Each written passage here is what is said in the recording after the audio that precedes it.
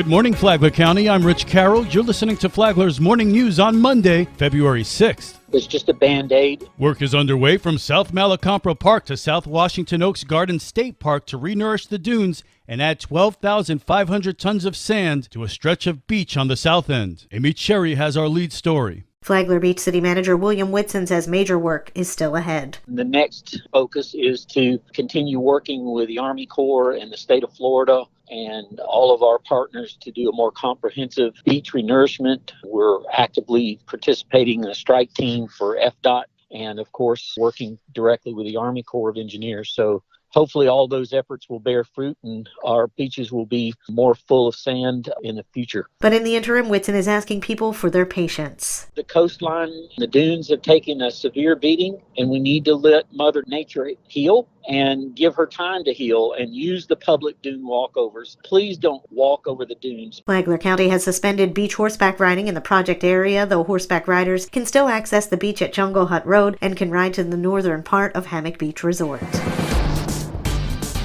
This local news is a service of Flagler County's Toyota dealer, Beaver Toyota US 1 St. Augustine, here to wow you. The major work that lies ahead that we spoke of will begin in April of next year. Now that Flagler County acquired the final easements needed for the project to move forward via bankruptcy court proceedings, the Army Corps of Engineers says a massive dune restoration project can proceed. The project involves 2.5 miles of beach from the north side of South 6th Street to the south side of South 28th Street. The Army Corps of Engineers is still assessing just how much sand will be needed to complete the project, but after back-to-back hurricanes this year, it's a lot more than was initially projected. Costs for the project could also rise, though the bulk will be funded with federal money. From the WNZF Newsroom, I'm Amy Cherry.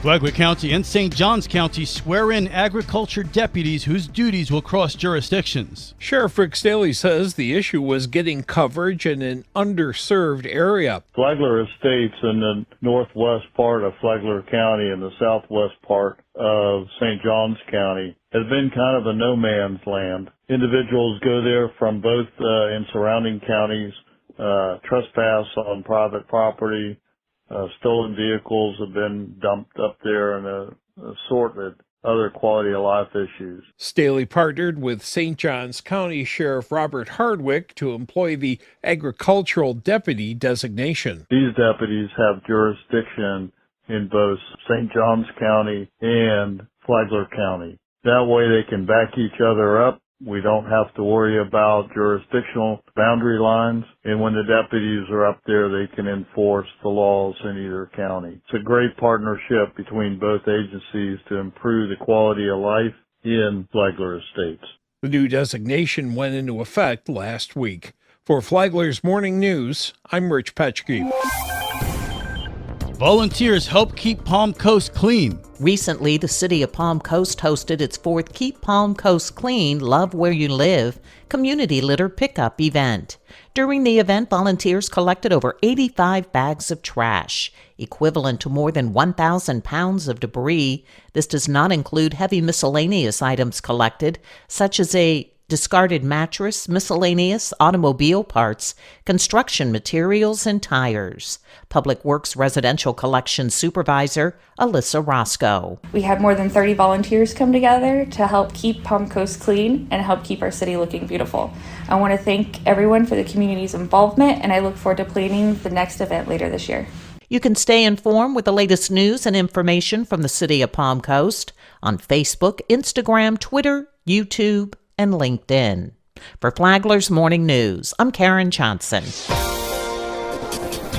What's it like being the director of the Flagler Sheriff's Police Athletic League? Deputy Arthur Erlinson has done it all as a cop.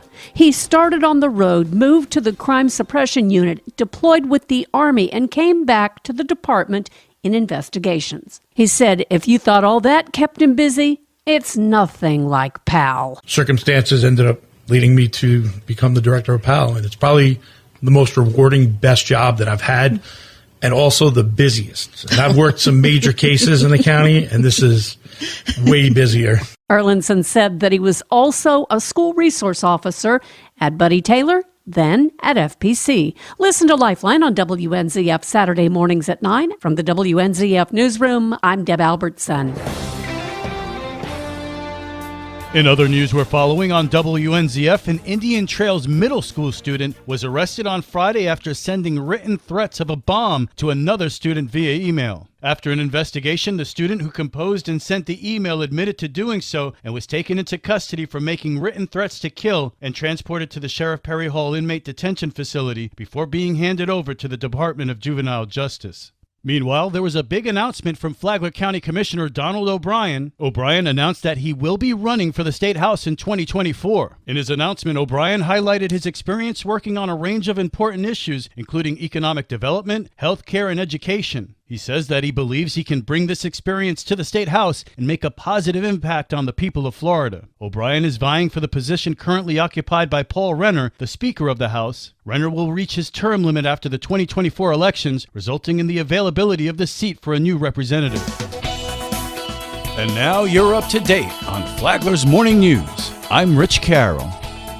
And now, Mike Licio with your WNZF local sports update. Girls weightlifting state finalists were announced over the weekend. FPC had 6 qualifiers: Ariana Rosa, Brianna Tucker, Leila Turner, Midland Thomas, Zoe Gutera, and Colleen Haff. For Matanzas, Riley Whitmore placed 4th in regionals. State finals February 17th and 18th in Lakeland. Matanzas boys soccer rallied from down 2-0 in the 63rd minute to force extra time against Seabreeze on Thursday, but lost 4-3 in penalty kicks. They qualified for the playoffs and traveled to Winter Garden to face Horizon Wednesday night. Tuesday, boys basketball districts begin. FPC plays Bartram Trail. Matanzas plays Winter Springs at 7:30. How far can Henry Robinson's Pirates go? I'm very optimistic that we can actually shock a lot of people and actually win the tournament. The way we played in November versus how we playing now is pretty much like night and day. About us being able to go down low and then also play on the outside, I mean, it just opens up so many different